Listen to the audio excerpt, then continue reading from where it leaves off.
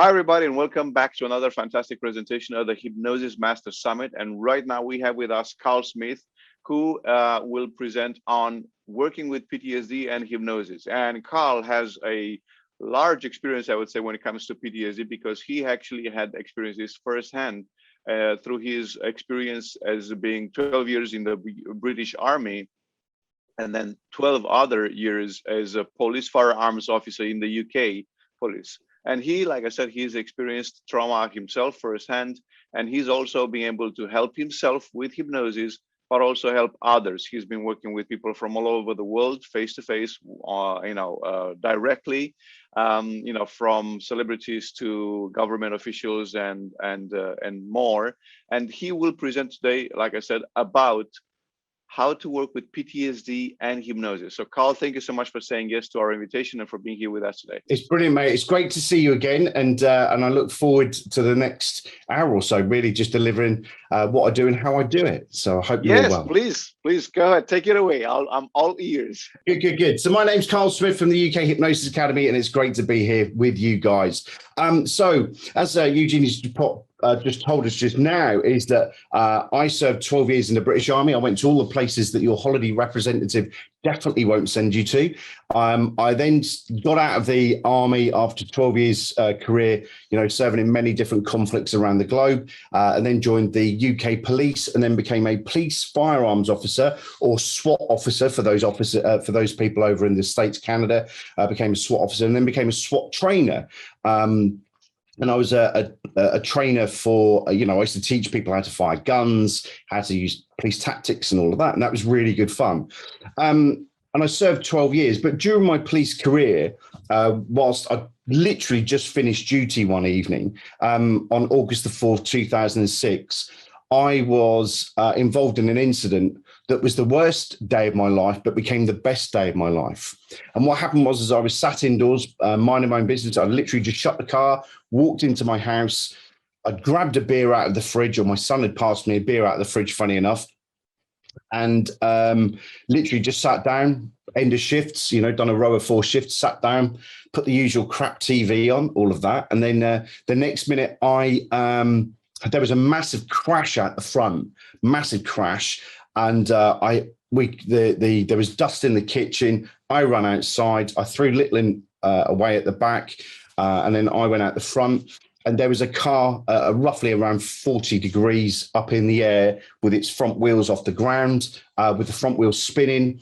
It had crashed through on next door's front room wall, gone through their wall and all the way through. I went through to see where I lived. I thought it was an elderly person that had lost control of a car. On getting to the car, I was still in police mode. I'd just finished duty that day. I was still in my white uniform. I was still in my white shirt and my black trousers and stuff like that.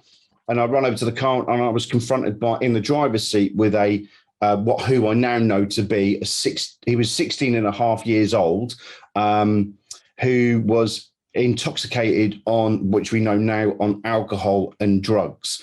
I tried to help him out of the vehicle the best I could, and it wasn't pleasant. I was beating him up, actually. I was trying to get him up because he wouldn't stop. He wanted to get away. He just wanted to get away. So I was doing my best. But my efforts then became my problem because me shaking the car and hitting him as hard as I could, we broke the remainder of the brick wall. The car fell down on top of me and trapped me underneath it, and then drove me. They're not too sure. There were estimates between 60 and 80 yards underneath the vehicle. I wasn't fully under the vehicle, but my legs were trapped under the vehicle. And then I popped out the front, and then when we realised we lived in a cul-de-sac, he was driving an automatic vehicle, because we have shift stick over this end of the woods. But he was driving an automatic. He just put it into drive, hit me again, and then dragged me all the way back home. He left me with substantial injuries, leg injuries, back injuries, pelvis injuries. Forearms, they got cracked as well, fractured to the cheekbone, fractured to the back of the skull. There was loads of things that were going on. My kneecap was round the wrong way. My Achilles had snapped and come up by the back of my knee. So I was in a bad way. There was a lot of things going on that I didn't really need to do. And the key thing is that I was rushed to hospital. I was taken in. I was in hospital, and I got patched up. Now, the car accident was only the start of the journey. The car accident itself was only the start of the journey. What had happened is that I was then starting to experience sleepless nights, anxiety. I was starting to become really aggressive with my family members, short-tempered. And because I was in a lot of pain because of the physical injuries, what happened is that I started taking tramadol. And it calmed everything down, all the naughty noises, the sleepless nights, what some people call flashbacks. I don't really call them that, just those moments of things or reliving certain things from the past that had happened, which I'll come on to in a moment. I found tramadol. And if you've never experienced tramadol or ever met anyone who's ever been on tramadol before, it's a very addictive drug. It's a painkiller and it's very addictive. Anyway, the long story short is that I was taking them not because of pain, but because it was now numbing the noises that were going on in my head. And I found it a great benefit to do that. And another great way of stopping it from doing it was drinking Jack Daniels first thing in the morning. Jack Daniels, painkillers, and just laying on a couch in plaster casts on what I was doing. That's exactly what I was doing. And things started to go really awry. I went to CBT and I went to counselling, and that all went tragically wrong. And that's not to say that CBT and counselling are wrong. They just weren't right for me, or the people that were doing it were just absolutely bloody useless. In fact, it got me to the stage where I got suicidal. It literally pushed me and pushed me and pushed me. And I went to go. I didn't tell anyone. I went and drank a bottle of Jack Daniels, and I drove up to a bridge which isn't too far away from where I'm stood right now, funny enough. And I drove there, and there was about the best part of 300, 400 foot drop. It's called the Orphaned Bridge, or the Orwell Bridge, sorry. And I drove there, parked the car up, drank a bottle of Jack Daniels, went to jump over the middle of the parapet, but got my jacket caught. Unbelievable, isn't it? I got my jacket caught and I couldn't get over the bloody thing, the parapet. Anyway, in that struggle, the CCTV cameras had picked me up already. They picked up what had happened. Police were turning up on scene. I couldn't see him. I was merely just stuck in a jacket hanging halfway over. I wasn't completely over. I was hanging halfway over because I think I was having sulking, or I can't remember much of it, to be quite honest, but I was like in some sulk mode or just get it done type mode. And and then the next minute, two sets of hands come over the top, drag me over the top, pin me onto the floor. They handcuffed me just so I didn't do anything really weird. And one of them recognized me. One of the officers recognized me. And at that point, that we really realized that something had tragically gone wrong in my life. I'd gone from happy-go-lucky, bouncy, all of that, enjoying life, skiing, traveling, all of that, to now being bedridden and just on tramadol and Jack Daniels. And what had happened is that we started to slowly wean myself off of it. And somebody told me about hypnosis. And I'm from a seaside holiday resort in the UK called Great Yarmouth. And the only thing that I knew about hypnosis was stage hypnosis, the clucking chickens, all that type of stuff, all that beautiful stuff we know about now. Yeah. So that's all I knew about it. So I just went, no, I'm not going to do it. So the point being is that the naughty noises started kicking off even more. I was starting to have like panic attacks. I was, just in a very, very bad way, until a police officer that I was serving with at the time, a police officer who was a hypnotist, said, "Let me show you what it really is. Let me show you what it is." And I went, all right, then, in for a penny, out for a pound, really. Let's see what goes on. I've got nothing to lose. I've only got an hour. He says we're going to be roughly an hour. Let's see what happens. And what happened in that hour, I can only explain as one of the weirdest, most random experiences that I'd ever been through in my life. And he used what I now use, and I'm going to explain in a moment, is content-free hypnosis. Mm-hmm. And the key thing about it is he opened up a valve on the top of my head. It's the only way that I can explain it. That's why I'm going to explain it the way I do today, because you're coming from a person of experience who's been through it and uses it every day ever since. And it felt like a valve was opened up, and all of the firefights, the explosions, the death, the things that I'd seen in the Balkans, Kosovo, Iraq, all of those type of things, Northern Ireland, all of those things during that session just seemed to come up. All of these images that I hadn't seen for years and years and years were just like popping up out of the blue, just coming up. And I started to shake violently. And then all of a sudden I felt like this massive purge. And at the end of it, it was like, what the bloody hell happened then? what just happened? And I couldn't get over it. I was like, what just happened just then? He went, you were just letting go of all of the pressure that had been building. And I went, what do you mean? He went, well, because I've been diagnosed with post-trauma at the time. And he just went, well, post-trauma is not about one thing. And I went, what do you mean? I said, I thought post-trauma was about the car accident. He went, no. He said, it was all the stuff that happened prior to that car accident. The car accident was merely I've had enough of you doing this to the body. I've had enough of you doing this. You know, you've been to war, you've been involved in fights in the police, you know, I've been in firearms in the police, very stressful jobs. All of that stress had built up. And what happened was that valve popped, and that's what happened. And then what happened then is that I carried on with the hypnosis. I only had about another 2 or 3 sessions, to be quite honest. And then all of a sudden, this little worm kicked off in my head. I need more. I need to know more. I want to know more. So I went away and got qualified. And like most of us, we find, well, I'll just say that most of the training that I speak to that do their first ever training is never really up to scratch. It's a foundation, but it's not the best. So I went away and did some training. And the first thing, you know, when you stand up in a classroom, your icebreaker, everyone stood up. Why are you here? I was involved in a car accident. I had some hypnosis in it, and it got rid of my PTSD. And the trainer was that bad. She went, PTSD and hypnosis don't work. They don't work together. They don't work together. And I went, well, it worked for me. And she went, no, you must have had something else.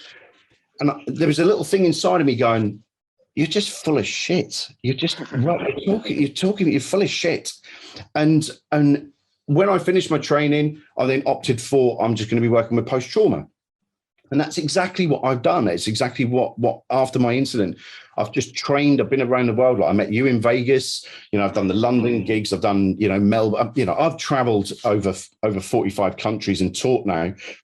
You know, LAPD, Clark County Police, New York Police Department, Melbourne Police, Victoria Police, Hong Kong Police. You know, anyway, I go around just doing that. And I've worked for one of the largest police charities in England for the past 12 years now. So, you know, and I've worked in with the police charity. I've been working with, you know, severe incidents, terrorist incidents, as a support officer. So if an officer is involved in a firearms incident or death in custody or a serious, you know, or death in police hands, the police officer needs a support system. And I'm one of those people that's in there for that support. So I don't just support them, I support the family at the same time, because it's vital. And if there's one message that I can get across in a moment before I get onto techniques is if you're working with post-trauma, don't just look at the person sat in the chair, look at the peripherals, look at the satellite people, because they're the ones that are getting damaged the most. And I look at it the same way as alcoholism or drug addiction, is that with post-trauma, it can decimate the foundation of the family. So it's something that I would strongly recommend that people do look at, not just the person in the chair, but those people that support that person, because they're probably on their last straw with that person as well. So let's go into it about techniques and ideas. Now, we've only got an hour with each other today, and I will get Eugene to point you towards my YouTube channel, which has got a full description of how we work it. But if I just go through a couple of little processes with you, then you'll understand it. Now, scientifically, my process may not be right, but however, my clients don't give a shit about that. I'm going to be brutally honest about that. My clients don't care about synapses. They don't care about what protein I need to cause a new synapsis. They just want results. So I give them a little metaphorical journey before we go in to talk about why we do what we do. Simple psychology. That's all it is. Very basic, very fundamental, but this is part of my pre-talk prior to the session. What I will say is I'm a hypnotist, not a psychotherapist. I don't carry out a consultation. The only consultation that's done prior to a session with me is contraindications. That's all I'm interested in. Are they suffering with drug psychosis, alcohol psychosis? Have they got personality disorders, schizophrenia, narcolepsy, epilepsy, and certain things like that? That's the only things I'm looking for. Contraindicated items with hypnosis, and you can go find them out or go to my YouTube channel. There's a whole lesson on that, contraindications. But that's the only thing I'm interested in. The reason being is that a person in my position, being a hypnotist, I firmly believe that the issue is never the issue. Anyone who's got any experience within hypnosis will appreciate if a client comes to you with anxiety, it's got nothing to do with anxiety once you start the session. If they come to you for weight loss, it's got nothing to do with the weight loss. It's got nothing to do with smoking. They are merely byproducts and a bit that's showing out at the top. So the reason I don't do a consultation is because it's a waste of time. So, and it'll come clear in a moment about how I do that and how I get to the bottom of it without going through an elongated consultation. Okay, so simple psychology. This is the way that I would deliver it to my clients as well.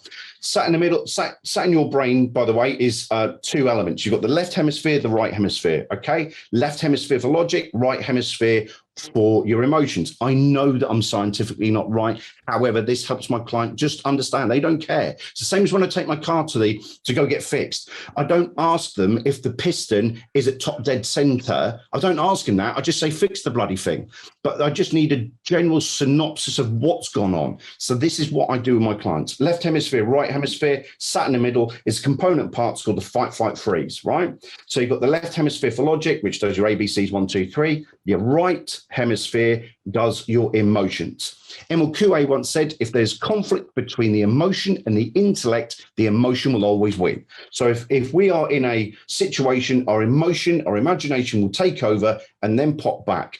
For those people that have read the Dave Ellman book, it comes back to that lemon scenario where we get a client to hold a lemon, squeeze a lemon, smell the lemon, taste the lemon. And what we're looking for is for that person to start screwing their face up and doing that. There is no lemon. Post-trauma is like a big lemon. If you squeeze a lemon into your mouth or pretend to squeeze a lemon into your mouth, your body reacts if there is no lemon. You know, if you was to pick up a dirty diaper and go like that, a pretend one, and just go like that, your face would screw up and just turn away because that's what you do. Our imagination takes over.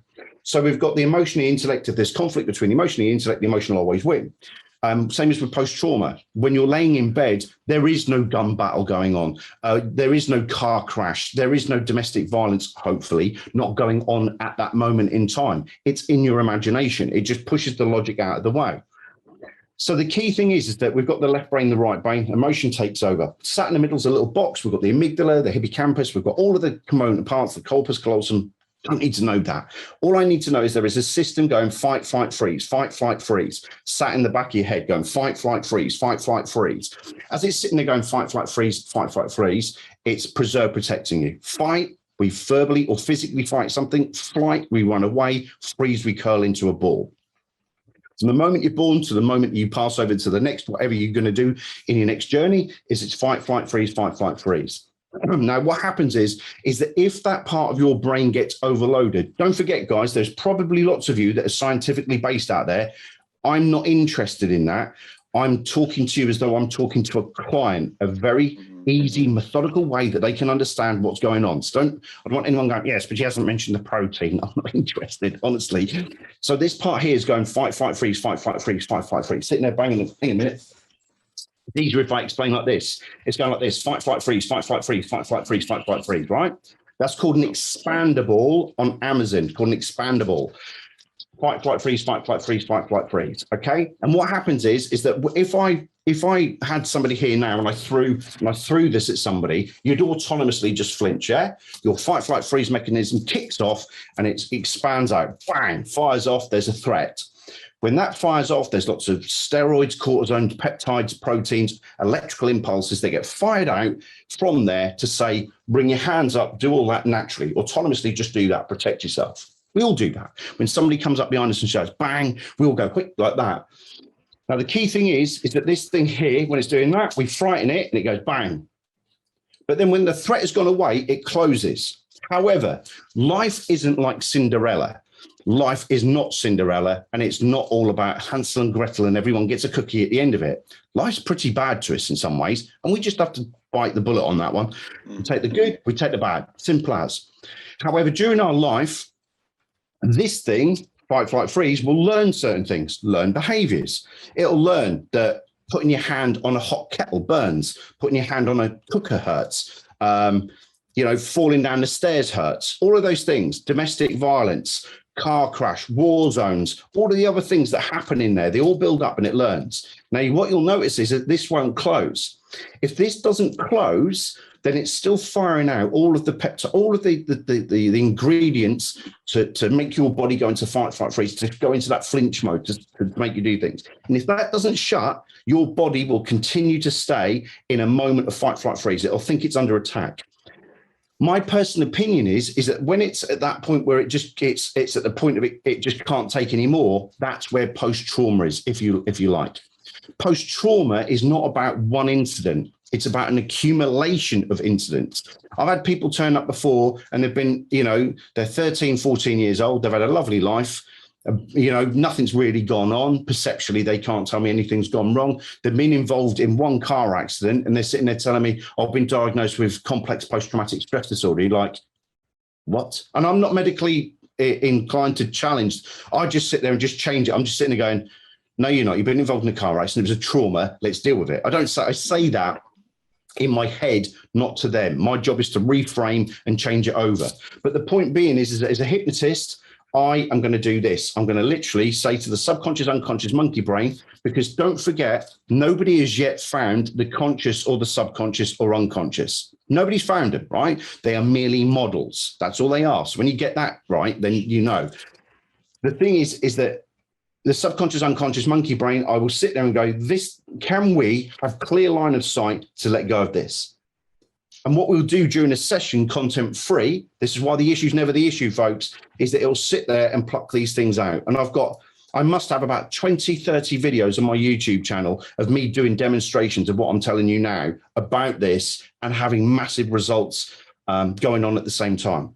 So my personal opinion is that all we're saying to the subconscious, unconscious monkey brain is we don't need this, we don't need this, we don't need this, we don't need this, which then lowers this down and allows the person to go back to a state of normality, whatever that means, or livable life or comfortable life, whatever you choose. So there's that. So the easiest way to do this, and it's a shame I haven't got nobody with me, but I will invite you to go look at my YouTube channel. It's no sales. It's all free. The training's on there for free. But if you go to my YouTube channel, you'll be able to see me do this live with people. How do I do that content free? It's a simple thing that I've devised and it's free. Go away. I'm not selling you anything. Right, I'm not.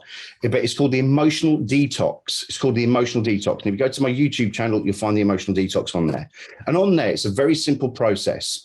A very simple process of once you have hypnosis, it's about letting the client process. Lots of people train people. I've got my opinion on script training, and I think it's diabolical. I think it's bad. I think it's terrible for the industry, for the profession. I think script trainers should be ousted, to be quite honest, because if the issue is never the issue, why are we developing a script?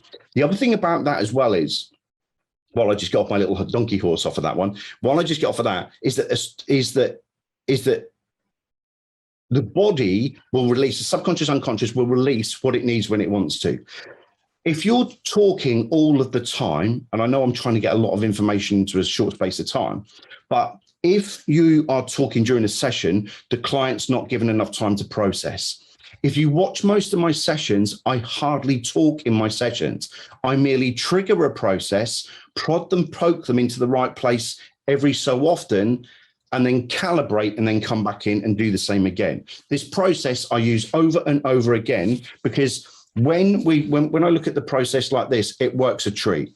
And that is with the Emotional Detox. Like I said, just go to my YouTube channel. It's free. There's tons of training on there for it. Just go have a look at it. The way that I do it is if you write this down, it's called fights of life, feelings, images, thoughts, emotions, or sensations. Feelings, images, thoughts, emotions, or sensations. Now, the key thing about this is to trigger this process. What I do is I go through the hypnosis process, induction, pre-talk, induction, deepener, and then I get to the suggestion phase. When I'm at that suggestion phase, and you've got, if you want the depth of hypnosis, I don't work with depths of hypnosis. So if I have hypnosis, I have hypnosis. If I need to amplify it, I will do. But if you want to, all you do is you get to that point that you have hypnosis in your heart. You'll know. For those newbies out there, it will come. For those long in the tooth, though. Seasoned therapists, you know when you've got hypnosis. It's as simple as that. I don't even bother testing anymore because I see so many people. I'm like you, Eugene, you know, probably you see so many people, you just don't need to test anymore. You're just like, oh, no, I've got it. It's not arrogance. It's just, you know what you're looking for. And the key thing is that when I have that hypnosis, I will then come out with that statement. This is exactly what I say. And if you want to write it down, you want to copy what I'm saying, it's fine. What I want the powerful subconscious to do now, what I'd like that powerful subconscious to do now is to let go of any negative feelings, images, thoughts, emotions, or sensations that you've held on to over the past few weeks, the past few months, the past few years, all the way back to when you were a little boy, little girl. And at that point is when I shut up. I do not say anything for minutes. The only thing that I'm going to ask you guys to do is to calibrate. If you are not calibrating with your client at the moment, it is one of the key skills that any hypnotist should acquire is calibration, learning to watch your client as you're working, right? You're watching your client as you're going through it, okay? That's all you're doing, right? You have to watch those micro movements, the twitches, the movements, the emotions, all of those things that come up. So it's vital that you look at those things. So I trigger that process. I like the powerful subconscious, unconscious monkey brain to let go of any negative feelings, images, thoughts, emotions, or sensations you've held on to over the past few weeks, the past few months, the past few years. And at that point, I keep quiet. I just stay quiet for as long as I can do until I recognize that they've let go of enough for now, or that I need to calibrate. And the key thing about that is that letting go of any feelings, images, thoughts, emotions, or sensations, that thing there will now start to pour out the stuff that's been causing the accumulated stress factors, all of those accumulations. Now, just one on that. If you imagine your body, not your brain, your body's like a big pressure cooker. Underneath it is the heat of life, right? It's constant. The heat of life is just there. Doing stuff, there's things that happen in life. That's just shit. That's just life. And in there is the fight, flight, freeze mechanism. It sits at the very bottom of the pan of this pressure cooker. Just sits at the very bottom. Sits there bubbling away, just making sure that you're fine.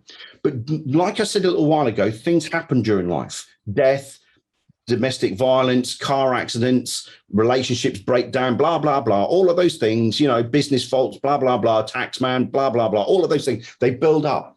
And if they build up and build up and build up and you don't keep letting go of that pressure, then that's when you start to get the build up of pressure until somebody goes, I am going to go fucking bang in a minute if you don't do something. You've all experienced somebody who's been on that edge of just leave me alone, and just do that. And they go away and they go let go of their pressure valve.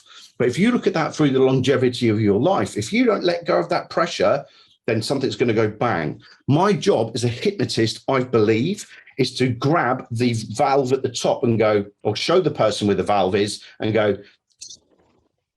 let that pressure down, let that pressure down, let that pressure down.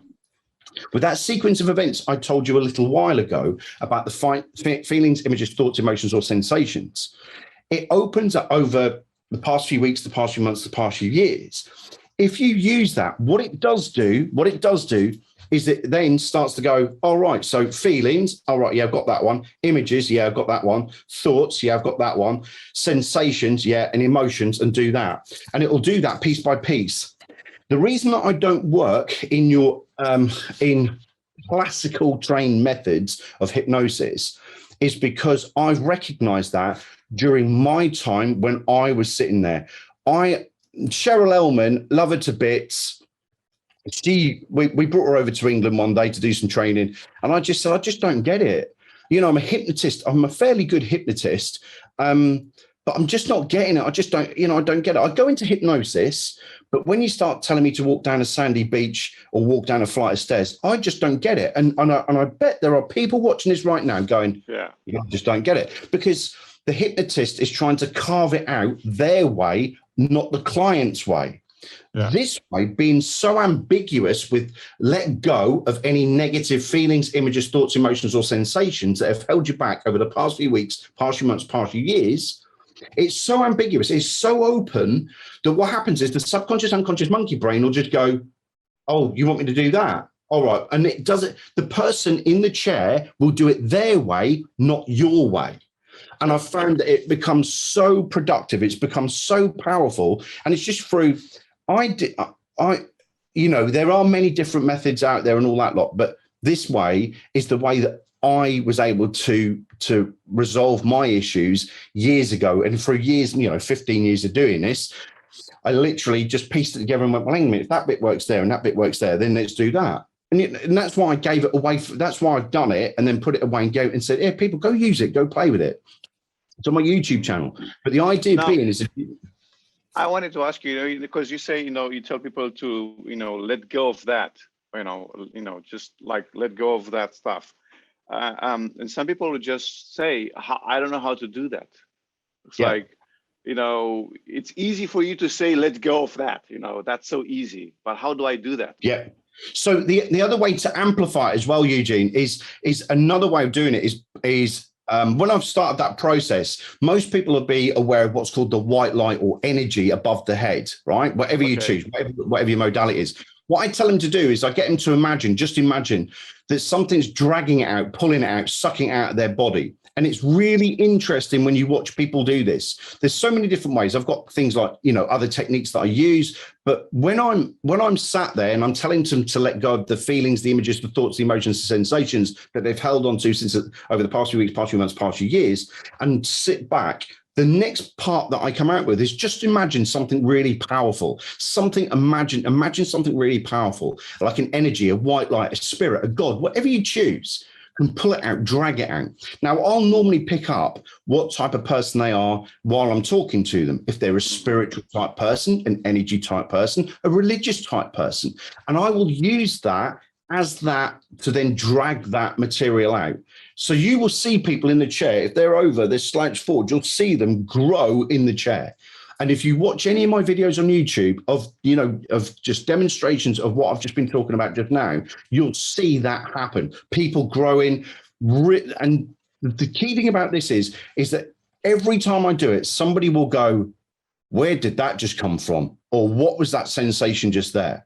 And the key thing is that when you do that, the subconscious, unconscious monkey brain is given free access. Do what you need to do to let go of what it is, the feelings, the images, the thoughts, the emotions, sensation. Whereas some therapists stay with let go of those feelings. They'll just stay with that. And some of us, I'm a very much kinesthetic type person, so I would get that. But the images, I don't really get.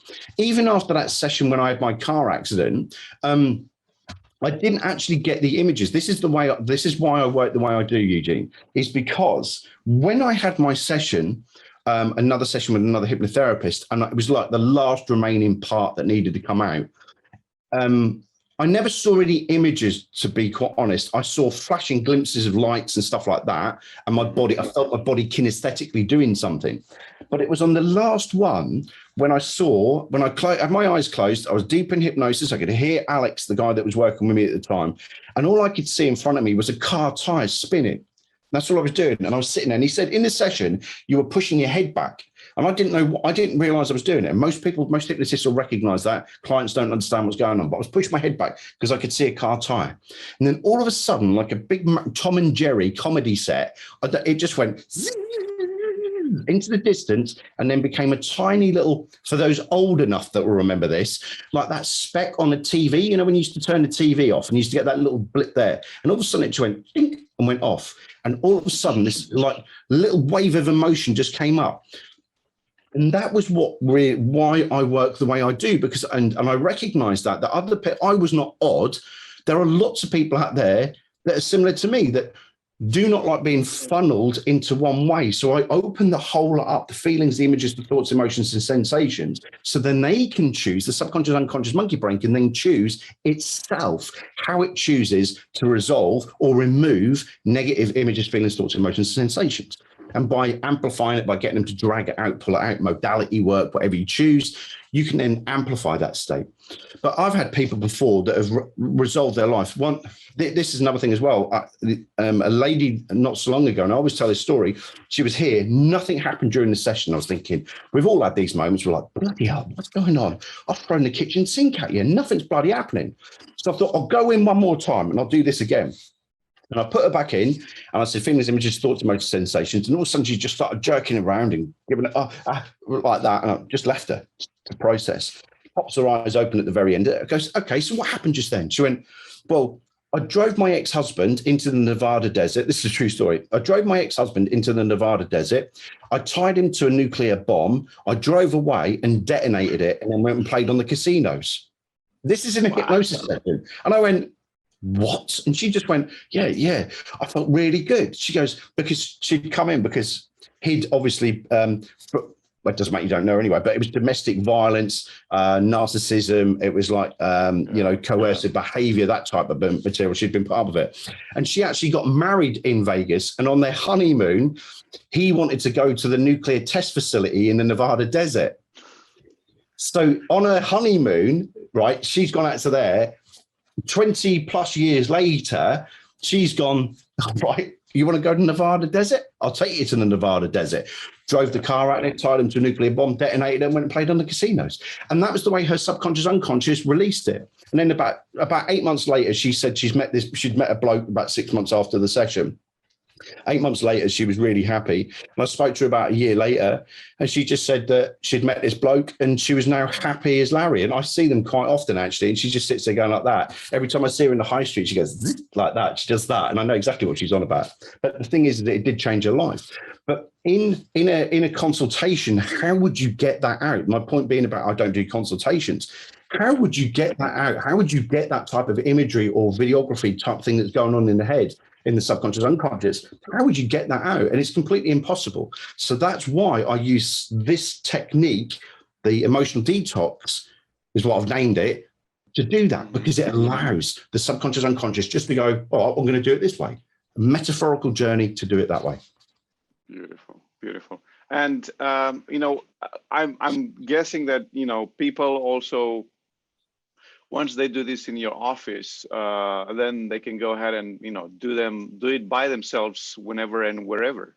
Yeah, absolutely. Yeah. So I teach them as a self-hypnosis technique as well, just to sit down and just do that, repeat that little mantra in the top of their head, and then they can do it that way. Some people get cracking results. Some people just don't get any. That's life, isn't it? That's what we work in. Some people are really good at self-hypnosis. Some people are just like, they're just too busy and they need somebody else to do it. But, I still believe that we need a third person. We still need a hypnotist, hypnotherapist for maximum results, but self-hypnosis, if you want to, every day and every way we're getting better and better, that type of thing, a Kuwaism, you can still do it, and I think that's simple psychology as well. By getting people to recognize the left and the right hemisphere at the very beginning, they can then go, whoa, hang on a minute, because I get people say to me, oh, I recognized that was a lemon in my head. I had a big fat lemon in my head. They might be running an anxiety program, and then you go, and they go, no, it's not real. It's an imagination thing, and it's the conflict. And they remember that little bit that I told them. Like I've told you, scientifically, I may well be completely and utterly wrong.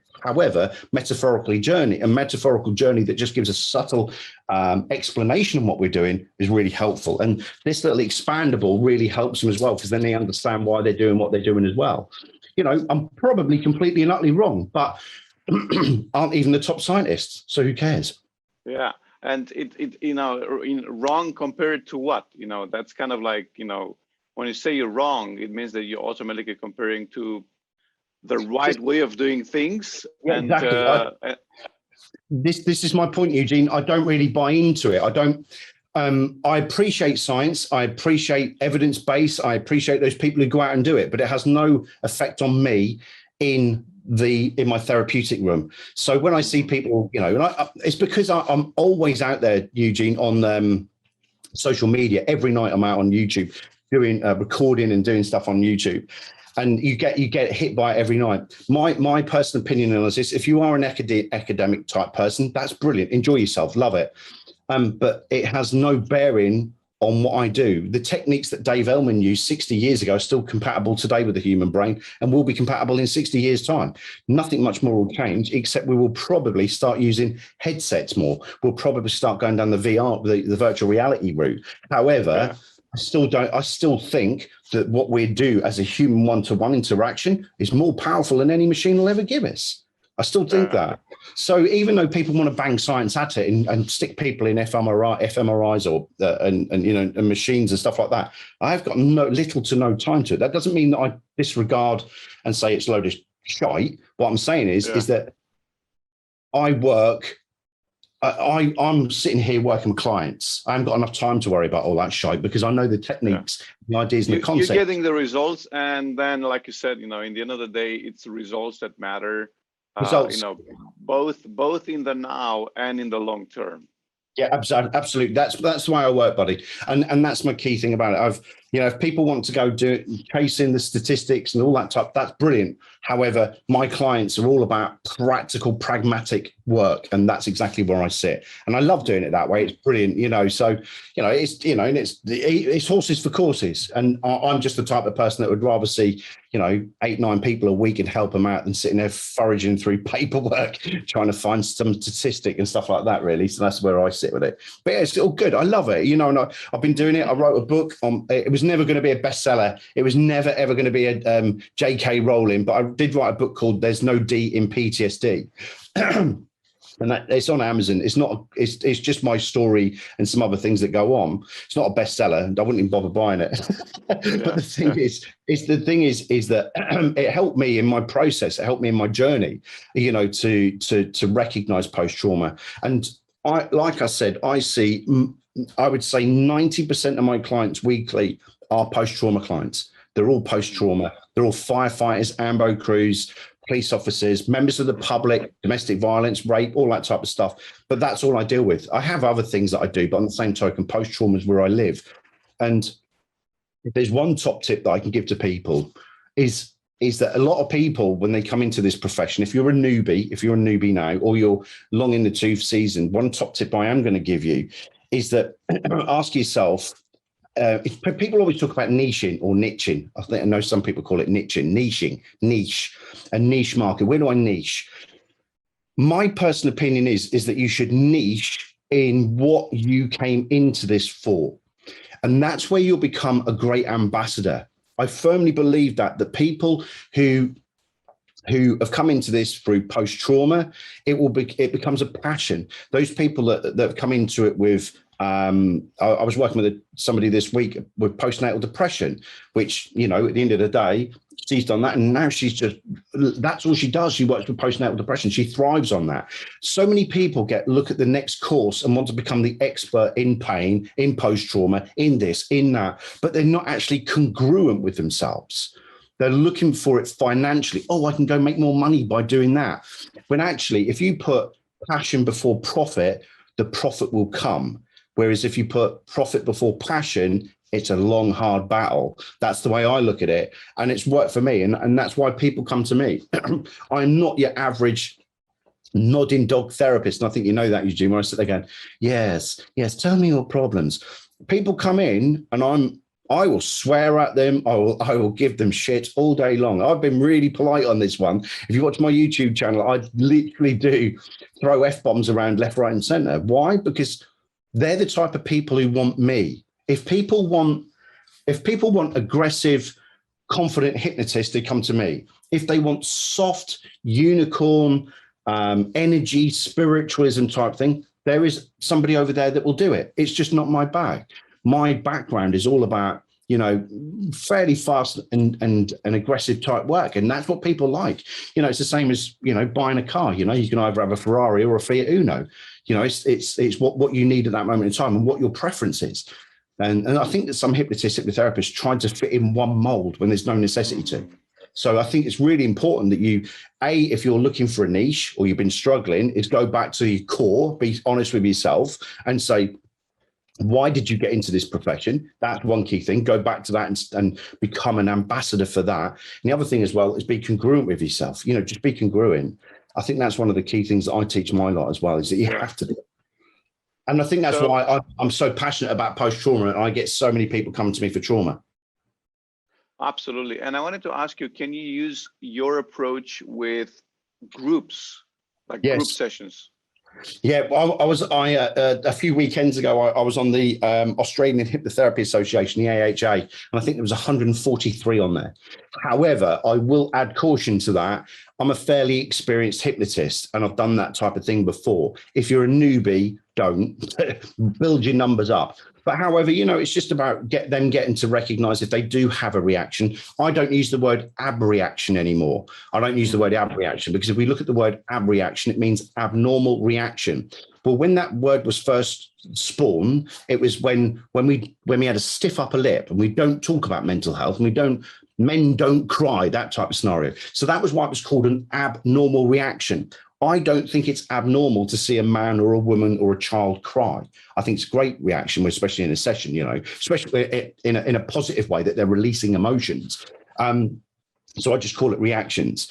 And it's always a good way of doing that as well. You can get them to recognize their own reactions if you're doing group sessions, but yes, you can use it in group. Awesome. And normally, how long does it take to get results, or how many sessions do you see a client for whatever issues they have on average? One or two. Mm-hmm. One or two. I'm normally one or two, because the key thing about therapy, in my personal opinion, is the way that I work is you can see my results on YouTube. Just go have a look at it. But on the same token, it's about teaching them responsibility. It's about opening up that cavern, letting it flood out, then coming back. If they need a second session, they'll come back. Things like post-trauma are a working piece of art. They're a working thing. They're a continuum. The person having to readjust, rehabilitate themselves. Because what people do when especially with post-trauma, alcoholism, drug addiction and that, is they've been doing really bad things really well over a long period of time. You're not born with alcohol or drug addiction. Well, and that's unless there are certain criteria. Mum was a mum was a drug or alcohol addict, and there's certain parameters that could come in there. But you're not born a drug or alcoholic, or you're not born with post-trauma. These are things that we learn over time and then become really good at it. And that's what an alcoholic is. They're really good at drinking.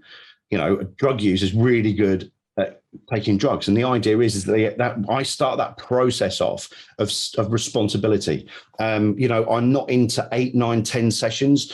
I charge high, see less. That's the way I work.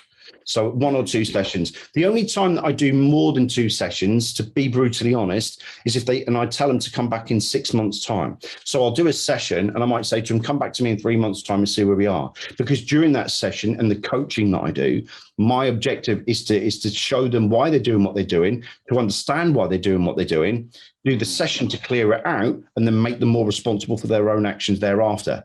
And it's far more effective, I find, doing it that way than sitting there and just doing it weekly, which I know some people like doing, but I just don't like doing it. And my clients love it. And I tell them to come back in 6 months' time. And they normally do. They normally phone me up roughly around 6 to 8 months after a session. They'll go, can I book in? Yeah, why? Yeah, I think I need my pressure cooker cleaning again. Okay, let's go for it. Bring them in. Awesome. Do the same again. And when they contact you the first time, don't you get the question like, how many times, how many sessions do we need to get this done? Do you get that question? Yeah, all the time. So I tend to tell them that what we do is we review it after each session. I tell them that what we'll do is we'll do the session, we'll review it afterwards, and what we'll do is we'll see where we are. And then what we'll do is we work with your pace, not my pace. And people appreciate that more than me sitting there going, well, it's going to be 6 sessions and it's going to cost you $1,000 or £1,000, right? Yeah. Whereas I tend to charge high. I charge £250 a session. What's that? About €300. What's that? $300. 500 New Zealand, whatever it is, for a session. And the key thing is that people appreciate that. They appreciate that approach of just honesty. I think because we're in a world now where people want now. People want now. They don't want it in 6 to 8 months. They want it now. Yeah. And I offer that service. And I think that, I've got experience in doing this, so it's not like I'm hot off the press. This is 15 years in the making. It's taken 15 years to become an overnight success, really, at this point.